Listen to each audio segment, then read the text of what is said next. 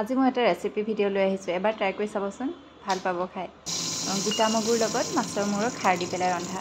ইয়াত তেলতে পাঁচফোৰণ, তেজপাত, পিঁয়াজ, আদা নহৰু দি পেলাই অলপ ভাজি ল'লোঁ।